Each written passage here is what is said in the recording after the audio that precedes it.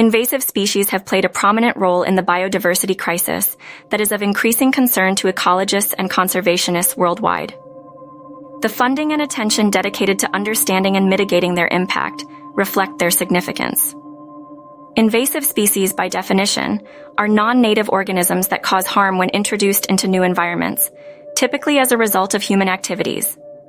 The history of invasive species can be traced back to the earliest global explorations, trade, and colonization efforts, which inadvertently introduced species across continents and oceans. These species pose threats to biodiversity, primarily through predation, competition, and disease transmission.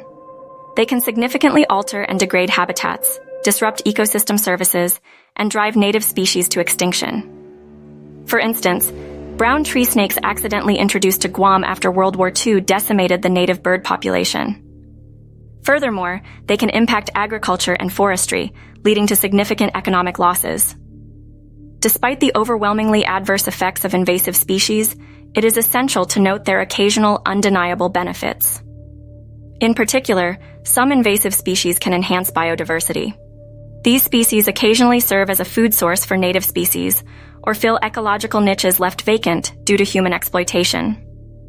For instance, the introduced European rabbit in Australia has become a significant food source for various predators.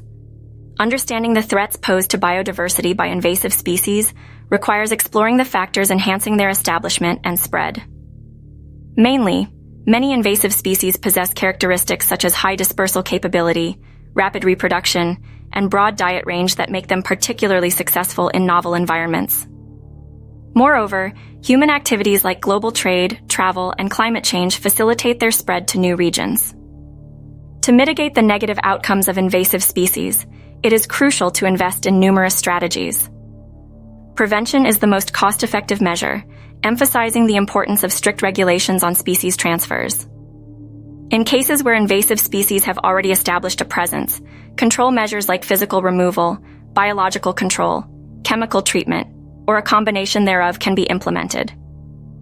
An infamous example of a successful eradication program is the removal of rats from South Georgia Island. It was a painstaking project that involved dropping poison bait across the entire island over several years to eliminate the rat population that was driving native birds to the brink of extinction. This illustrates how invasive species can dramatically alter ecosystems and biodiversity, and underscores the importance of prevention or timely intervention. However, despite successful eradication efforts, the invasive species problem is escalating.